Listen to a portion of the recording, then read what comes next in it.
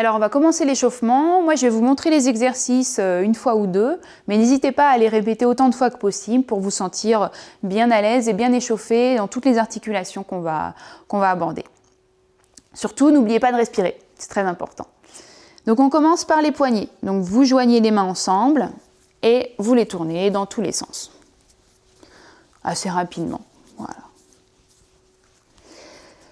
Ensuite, on va échauffer l'articulation du cou.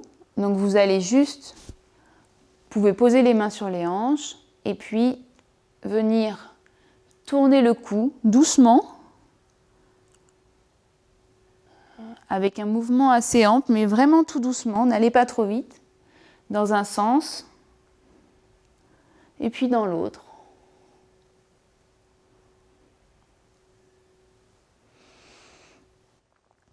Ensuite, les bras et les épaules.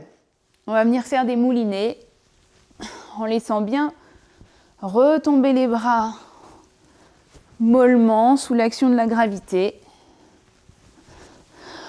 On respire, on peut souffler quand les bras descendent. On le fait dans un sens et dans l'autre.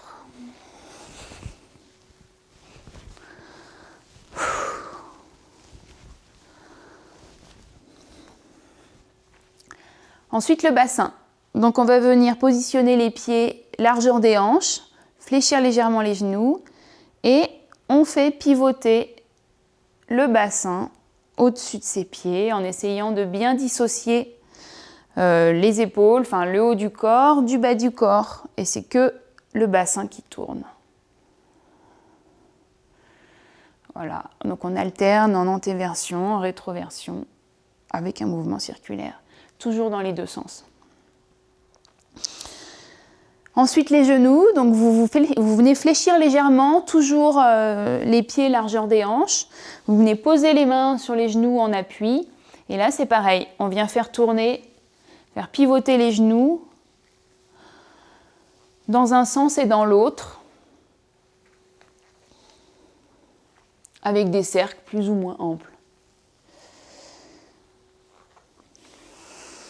Et on va terminer par les chevilles. Donc, soit vous restez sur un pied, soit vous pouvez aussi prendre appui sur une chaise ou un mur. Et en fait, vous venez poser la pointe de pied par terre et faites tourner l'articulation de la cheville autour de la pointe de pied avec des petits mouvements, des grands mouvements. N'hésitez pas à varier en fait la vitesse de rotation. Toujours un sens et puis l'autre. Et puis bien sûr, on a deux pieds, donc un pied et puis l'autre.